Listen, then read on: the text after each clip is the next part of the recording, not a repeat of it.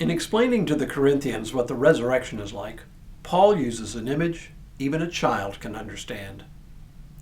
Hello, I'm Stuart Baskin, pastor of First Presbyterian Church of Tyler, Texas. And this is your daily devotional for Thursday, April 24th, 2025. We've now reached the very heart of Paul's discussion of the resurrection in 1 Corinthians 15. But he begins with words that seem unnecessarily harsh to us in this section. Every time I read them at the graveside, I cringe just a little bit. As I read this section, you'll see why. Paul says, "But someone will ask, how are the dead raised? With what kind of body do they come? Fool, what you sow does not come to life unless it dies. And as for what you sow, you do not sow the body that is to be, but a bare seed, perhaps of wheat or of some other grain. But God gives it a body as he has chosen, and to each kind of seed its own body. Not all flesh is alike, but there is one flesh for human beings, another for animals, another for birds, and another for fish. There are both heavenly bodies and earthly bodies, but the glory of the heavenly body is one thing, and that of the earthly is another. There is one glory of the sun, and another glory of the moon, and another glory of the stars. Indeed, stars differ from stars in glory. So it is with the resurrection of the dead. What is sown is perishable. What is raised is imperishable. When it is sown in dishonor, it is raised in glory. It is sown in weakness, it is raised in power. It is sown a physical body, it is raised a spiritual body. If there is a physical body, there is also a spiritual body." I think you can see why I cringe just a little bit. Like the Corinthians, we too want to know about the resurrection and what our bodies will be like. One of the most common questions people ask is, will I know my loved ones when I get there? Will they recognize me? But we have to remember that Paul wasn't just answering an innocent question by people wanting some assurances.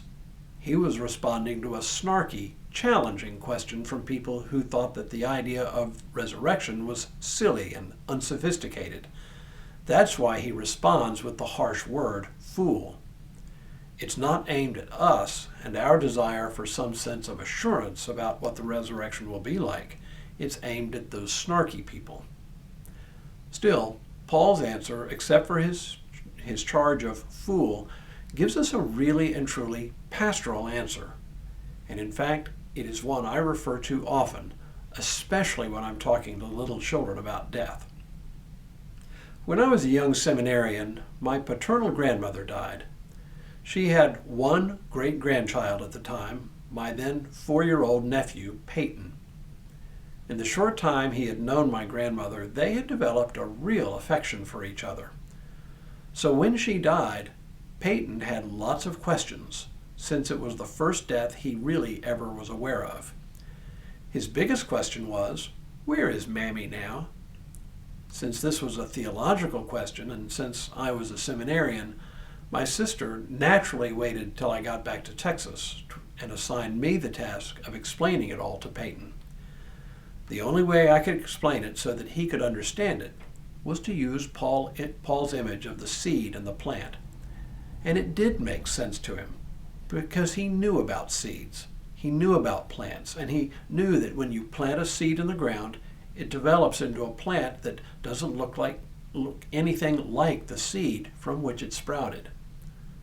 I continue to find this a helpful image because when it comes to the resurrection, we get into unknown territory very quickly. What the Bible tells us about the resurrection and about heaven is so little, so sparse, that we have little to go on. More than that, when we're talking about the resurrection, we can only resort to analogies to describe it, since it is literally indescribable. The only thing I change with Paul's metaphor is to use an acorn instead of a seed, and an oak tree instead of a shoot of wheat. Everyone knows what an acorn looks like, especially in these parts, and everyone knows what an oak tree is, no matter whether a white oak, a pin oak, or my favorite, a live oak. Simply to say that in the resurrection we will be changed is not quite enough, but to compare it to an acorn and an oak tree gives us a little better picture. We will know one another in the resurrection when our bodies are so radically changed. Of course we will. How will we recognize each other? Haven't a clue, but we will. Tomorrow, Paul joins this image of the resurrection with his earlier remarks about Adam and Christ. But for now, may God continue to bless you and keep you in all that you do this day and in all the days ahead.